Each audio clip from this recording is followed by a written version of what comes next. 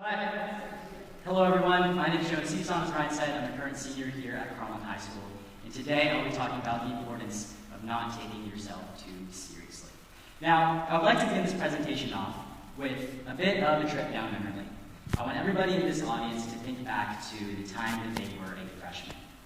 Regardless of your age, regardless of who you are, you guys should be able to think back to your freshman year and remember vivid experiences, because everyone remembers their freshman year. It's such a drastic change, regardless of what school you attended, and I understand that the large demographic here is all Carlmont students, right? And Carlmont's huge. Any high school is huge. It's so many diverse people, so many diverse interests, and so many different things that are so much more bigger than your middle school that you attended. And that's why it's such a drastic change, and that's why a lot of people remember their freshman year experience. And for me specifically, I remember it pretty vividly for the reasons I just stated. I went to Ralston Middle School, which was like, I mean, at the time I thought it was a huge school, but obviously going to Carlmont, it was probably 4 times bigger. For instance, we had around 200, 300 people in our graduating class at Ralston, and there are about 600 to 700 seniors here, give or take. Maybe like 575. Okay, don't take yourself too seriously. That was kind of an estimate. Now, the reason I bring this up is because I want to talk about more so, going back to that idea of freshman year, I think every single one of us in that experience can all relate to the same goals. We all had the same goals and objectives, and that was 2 things. 1, to fit in, and 2, to kind of have that sense of belonging within the new community you resided in. And for me specifically, I recall vividly that in my freshman experience, I noticed that Carlmont had a tremendous amount of school spirit. And in true Carlmont fashion, within the second week of my freshman year, we already had a spirit day, and that was tie-dye day. Again, because I wanted to kind of have that sense of belonging, I just decided, hey, I'm going to participate in that tie-dye day. But there was one problem. I didn't have a tie-dye shirt. So the day before that spirit day, our ASB program, which is our student government program here at Carlmont, decided to distribute free white t-shirts in which we were given the opportunity to tie-dye the shirts, and then you could put them and dry them in your house, and then you could wear them the next day. So that's what I did. I decided to get a tie-dye shirt, tie-dyed it, threw it in the bag, threw it in my backpack, and I was ready to go, and I just wear it the next day. The problem is, the next day, in true kind of Jono fashion, I guess you could say, I forgot to wear it. I pulled up to school in the middle school outfit. You guys know what I'm talking about. I pulled up with the elite shorts, with the elite socks pulled up to my knees, with the neon t-shirt. Thought that was peak fashion, but obviously looking in hindsight, that's not the case. But I decided to wear that because I just totally forgot to wear my tie-dye shirt. And it was halfway during second period in which I realized everyone around me was wearing tie-dye except for me. Again, let's think about that objective that I had. I wanted to have that sense of belonging. So naturally, I felt out of place. So what did I do to counter that? I thought, what can I do? Can I get a tie-dye shirt? No. So that's when I remembered, oh my God, I forgot my tie-dye shirt is still in my backpack. So I rushed in to check my backpack, and I found it there. Still a little bit wet, still a little bit damp, right? But I decided to get it and said, you know what, let's just go to the bathroom during second period. Now, no, this is kind of sorry, but we'll just dry it off in the hand warmer, right? So that's what I did. I asked Miss J, my second grade teacher, or no, second grade, sorry, don't take yourself too seriously, another mistake. My second period teacher, Miss J, I went to the bathroom, blow-dried it with the hand warmer, and I took out the tie-dye shirt, and I see this. Y'all know what this is? This is a spaghetti strap t-shirt, and I thought it was a t-shirt.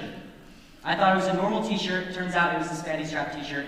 My mistake, and I already had a dilemma on the second week of school. Do I A, fit in at the Carlmont community, the high-spirited community, and wear the tie-dye shirt and feel like I belong, or B, wear this? And as you would imagine, I decided to wear it. Freshman year, this is a picture. It's a pretty sorry picture, but it was during cross-country. Aiden Dimmick, who's in the crowd, took that picture. And that's me wearing the tie-dye shirt. And it sounds incredibly cliche, and I understand that this was the second week of my freshman experience. But this decision to wear that tie-dye shirt proved to be one of the best decisions I've made up to date as a senior in high school. And I'll explain why. The first big reason was when I was wearing the tie-dye shirt in the hallways and walking through.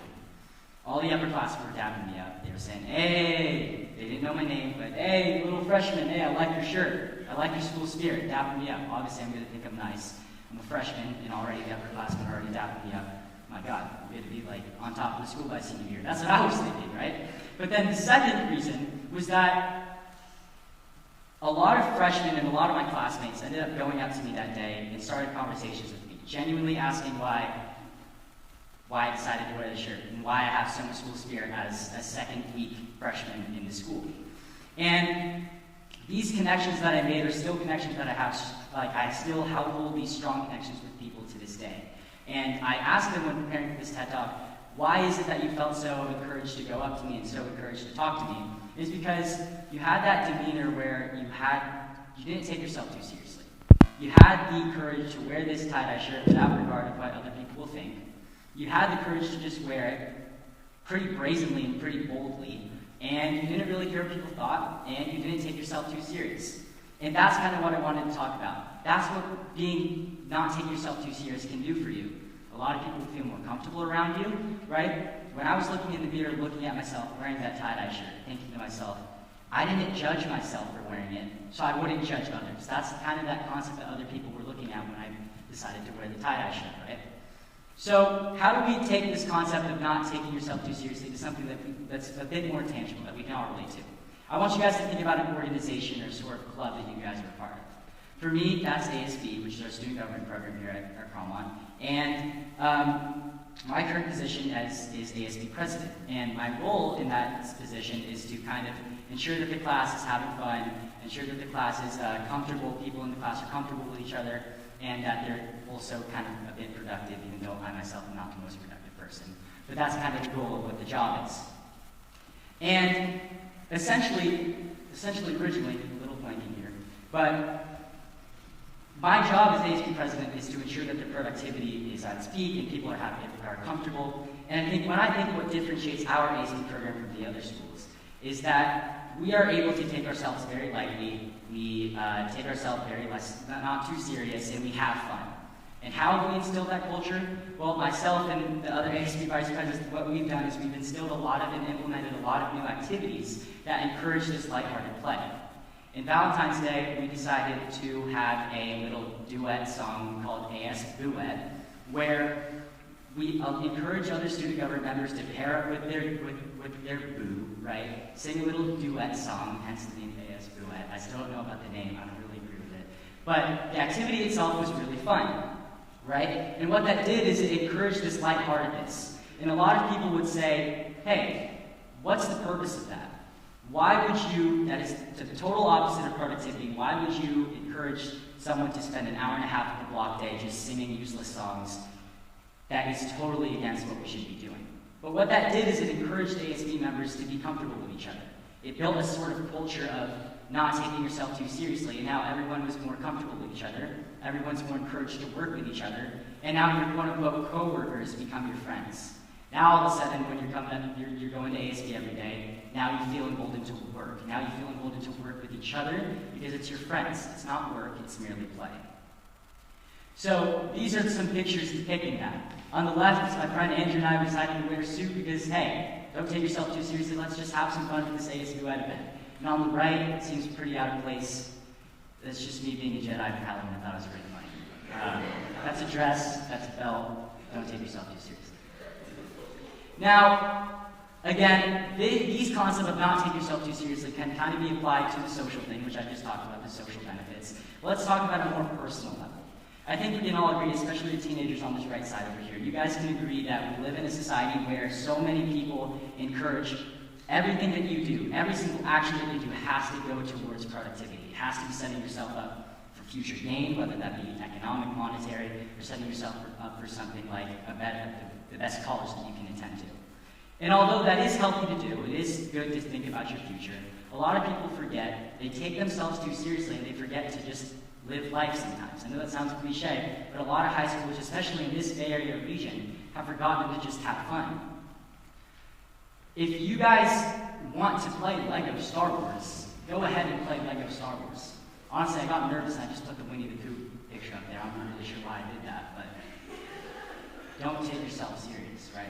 I'm just going to keep saying that. And this kind of concept can be explained by this. Time you enjoy wasting is not wasted time at all. If you guys want to do something that doesn't necessarily benefit your future in that moment, but it makes you happy, go ahead and do it. And if you fall victim to this idea of just taking yourself too seriously, doing everything that you do very strictly, you're not going to have fun, and life is going to pass you, and you're not going to live in the moment, you're not going to have some fun with yourself, right? So, this next kind of stage of my presentation, I want to bring up some more little hypotheticals. I know a lot of you guys might be thinking, there are instances in which you should be taking yourself serious, which is true, right? Those are like life problems, right? So I'm going to throw some life problems at you guys. I'm really happy with this picture, right? Why am I happy? Well, let's just bring up a hypothetical. It's prom season tomorrow, right? It's prom, so let's talk about prom. Let's say that you're with your guys, you're dressing up for prom, got the bow tie and everything, and you're getting ready for prom, and you see you're going to meet up with your guys in like 20 minutes, so you're at your house just getting ready by yourself. And then you realize, oh my god, I left the corsage in my car, right? So you go out of your house and you get your keys and you get the corsage out of your car and you go back in. But the wind blows the front door shut and all of a sudden you're locked out. Now, 20 minutes, like literally in an hour, you have, like 20 minutes you have to be at your friend's house and you have nothing to wear, you just have a little sorry corsage in your hand and you don't really know what to do. In this moment, it seems like the world is ending. Like, what am I going to wear? Am I going to wear the tie-dye shirt again? Like, I don't know what to do, right? In a moment like this, the world is ending. But when we take a step back, when you look at these problems in hindsight, not even a week, not even 2 weeks, but even a day or two ahead of time, we tend to look back at mistakes like this and think of it as with humor, right? I was so dumb that I got locked out of my house the day of prom and I had nothing to wear, right? These sort of things, these sort of life-ending problems that we might experience are not actually all that bad. And if you adjust your mindset and adjust your perspective into having more of like a less serious tone, you're gonna be able to deal with some of these situations a little bit better, right? So let's take that concept into something even a bit more serious. So completely hypothetically, all right? Completely hypothetically. Let's say your car got stolen, okay? Let's say you left the keys in the car, you were at, I don't know, Hillsdale, DSW or something, and you were shopping for shoes, right? And you just left the keys in the car. I don't know, like, this is completely hypothetical. And someone drove off with it. And again, in that moment, you feel as if the world is ending. Your car just got stolen. How are you going to recover from this, right? Well, fun fact, this actually did happen to me. We recovered her about a week ago, so props to that, right? Props to everyone.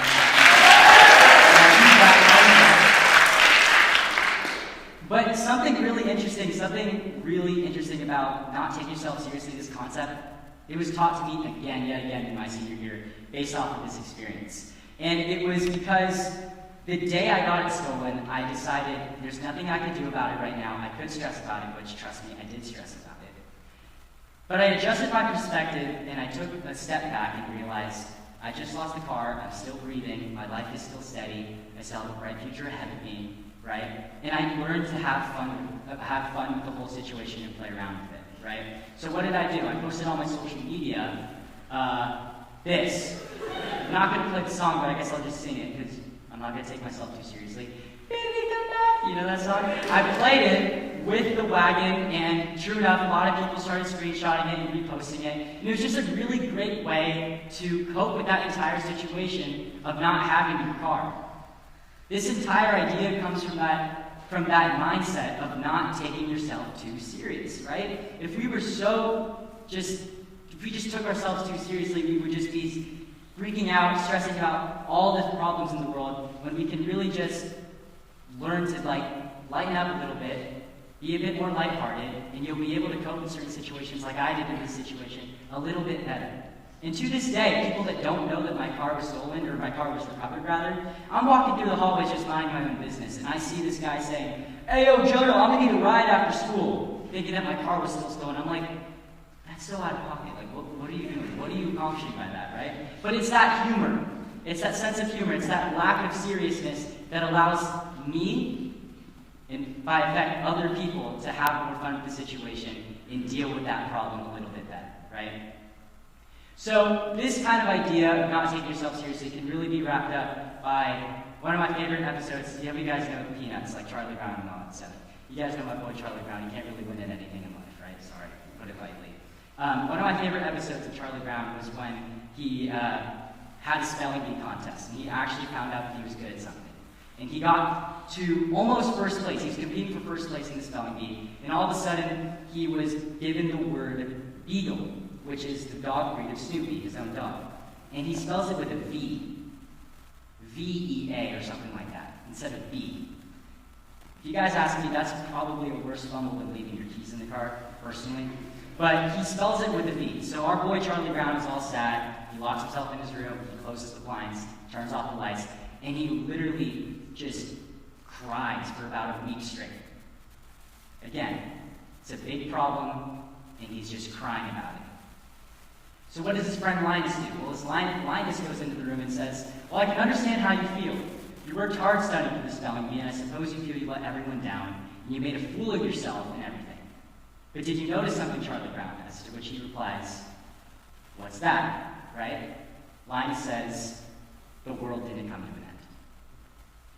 That's that kind of message that I want to convey to you guys. And that's that sort of perspective. To have that perspective, what you first need to do is you need to take yourself less serious. You need to take a step back and realize there's a lot of stuff in life to enjoy, and some of your problems, right? Not invalidating some of the problems, but some of the problems you might experience, you need to be thankful for what you have. And the world didn't come to an end, right? And that stems from not taking yourself too serious, right? So to end off this presentation, I want to start with probably an experiment. What have we learned today? We've learned don't take yourself too serious. So I want everyone to stand up real quick. That's okay. I want everyone to stand up.